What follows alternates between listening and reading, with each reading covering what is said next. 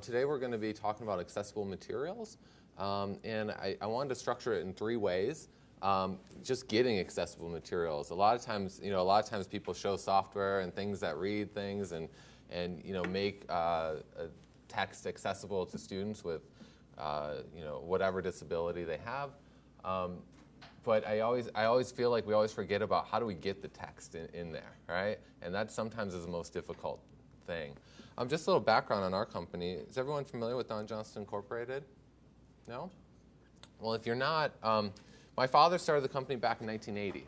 So everything we do revolves around literacy. And the reason why we do that is my father actually didn't learn to read till around the 8th, 9th grade. And so he grew up as a non-reader. And we're very passionate about producing software and supporting students that are struggling with reading or not reading at all. My father actually wrote, I bugged him for a really long time to write his book. And on our website, here's a link to his book. And he finally wrote it after bugging him for a long time. And actually growing up, I'd only knew that my father didn't learn to read till later in life. And that's what fueled a lot of his passion and why he started the company. But he never told his story. And in fact, it was something that was really painful for him to talk about growing up as a non-reader. So he did finally write his story, and this is online. Actually, it's free online.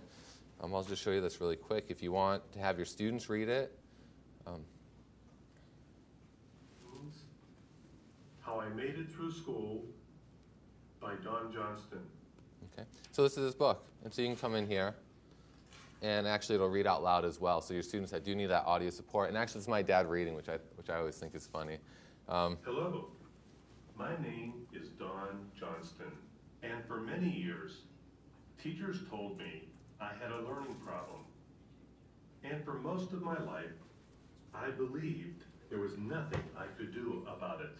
Okay, so that's my dad's story. So I encourage you all to read it yourself, have your students read it. We've actually received around 1,500 letters from students, which is just fantastic. And actually my favorite letter is from a student from Canada.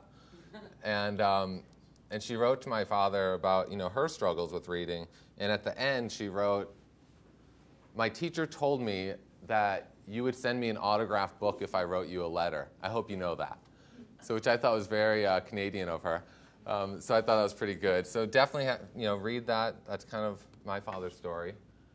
So let's get into accessible materials. And so I brought some gadgets for you because I do feel that a lot of times we have materials in an inaccessible format, and how do we make that accessible for students? And actually the first tool that I wanted to show you is called the Intel Reader. I'll pick it up here. And this is a device that was made by Intel, actually. And it was made so that students could capture text and read it on the fly.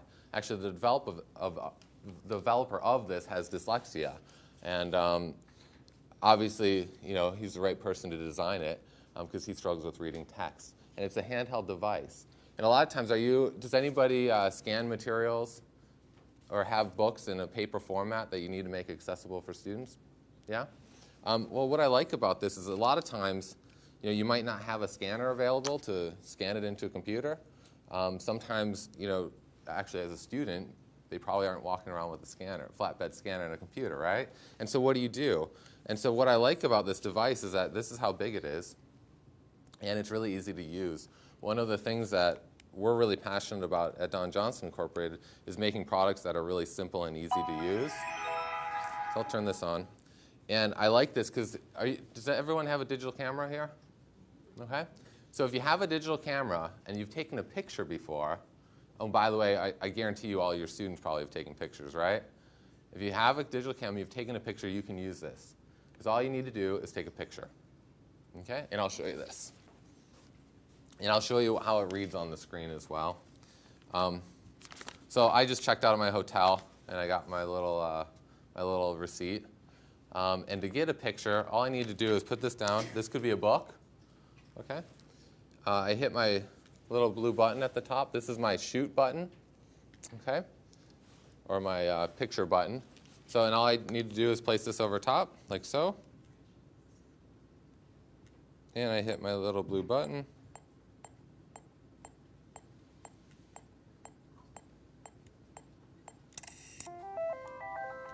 and I take a picture. Simple? You take a picture of the entire page? Yep, I can do the entire page. Actually, if I had a book with me, like textbooks, I could do both pages. Actually, one of the nice things as well is I could have it upside down. I could have it right side up. I could do 1 page, 2 pages. And actually, I could keep shooting as well. So if I flipped it over, and I could get I actually like to brace my hands. A lot of times it waits till your hands are steady, so I like to hold it up like so. Okay, so take a picture. Pretty easy. You guys all do that? Pretty fun. So let me show you what this looks like. Wait. Okay, and I'll switch this around. Okay, and it's processing. Let me hook this up.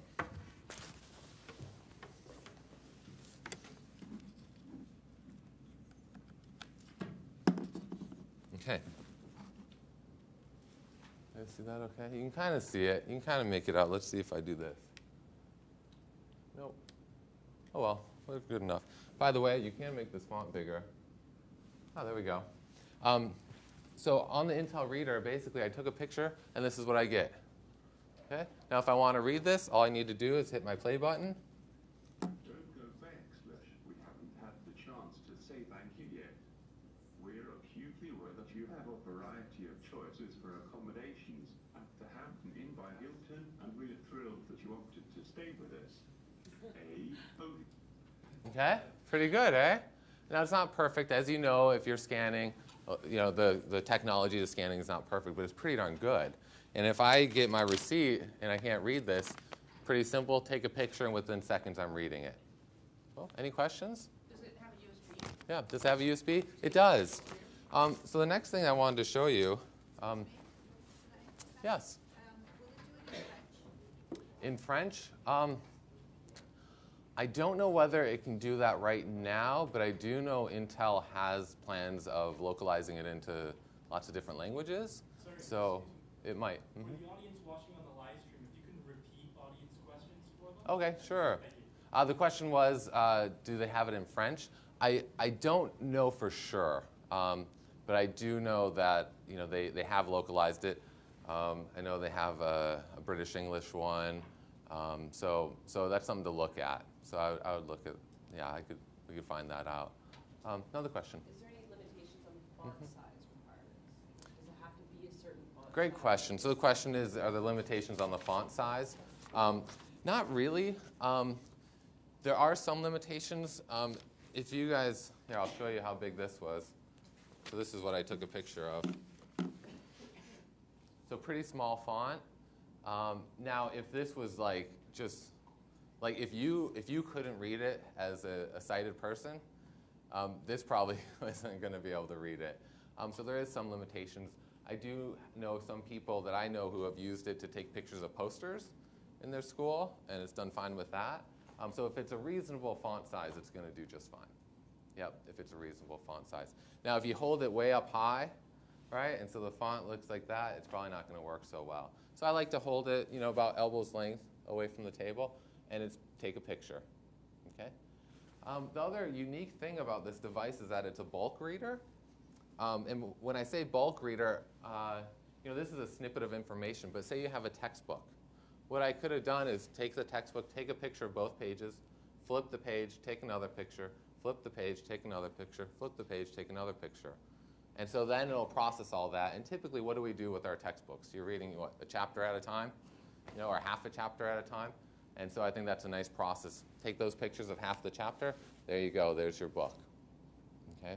So there's your book, and you're ready to read. And it's pretty fast. So what I like about this is you might have, you might be in a class handing out your materials, and oh wait, I don't have this in an accessible format. I don't have time to go and scan it and put it into a computer. And even when you scan it, put it into a computer, how do you get it back to your classroom? Do you have a computer there? This is really easy. Take a picture. Here you go. You're good to go. Okay? You asked earlier whether there's a USB that comes with it. There is. And in fact, you can plug a USB into the device to read books off of a USB drive, or you can plug a USB cord into your computer, and you can drag your books to your computer. And I'll show you how that works. Any other questions before I do that? Yeah, question. What does it cost? What does it cost? I'm from the States, so I'm not sure what it costs up in Canada, but I know in the States it costs around $1,500 for a unit. Okay. Yep. So pretty reasonable when you think about your scan and read technology. That's pretty typical of what you'd get. Only this you have a nice portable device. That's the biggest difference. Okay. Other questions? No. All right. So now, what if I have, and you might have one unit. Obviously, the price tag might not be conducive for you to buy this for every single student in your school. And I'm carrying these around. But if you do have a few units, what's nice about it is that I can plug this into my computer, and I can use the text reader technology to have that read as well. So I could capture it, and I'll show you that process. So I have my USB cord. All I need to do, I'll show you it on my little screen here. This is my Intel reader. On the bottom, let's see if you can see that. You can see my plugs in the bottom. So all I need to do is plug it into my USB cord right here. And then I take that and I plug it into my computer. Okay, and let me switch over to my computer. All right. So what you get, my antivirus scan. There's my little drive with my Intel reader. If I open that under text, by the way, this also creates an MP3 of everything that I captured as well. So if you're using, I know the last session was around iPods. Well, this is a great tool to use with it because every time I take a picture, that created that MP3 so I could put it on an iPod. Okay. I was dealing with text, and here's all my text that I've captured. Okay. And here's that we haven't had the chance to thank you. Okay, there's my book. And all I need to do to get this to my computer, I just drag and drop it on my computer. Pretty simple. And that's it. I'm done. So now, obviously, on my computer, I was going to use Read Out Loud to have this read out loud. Is everyone familiar with the product Read Out Loud? Some of you are. Some of you might not be. Read Out Loud is a text reader. And here's my icon. So I'll launch Read Out Loud. When Read Out Loud launches, it actually has a built-in web browser. So I can go online and read. I'll show you that in a little bit, but I wanted to show you how I could read these Intel Reader files. So if I didn't have my Intel Reader, I do have my computer. All I need to do is go up here, and here's my Add eText icon. I'll just click on that, and I'll just go to my desktop. That's where I saved it. And here's my book, and I'll just double-click on it, and I'll load it. Okay? So here it is on my computer. Pretty fast, simple. Okay? And now all I need to do is place my cursor where I want it to read from, click my read button.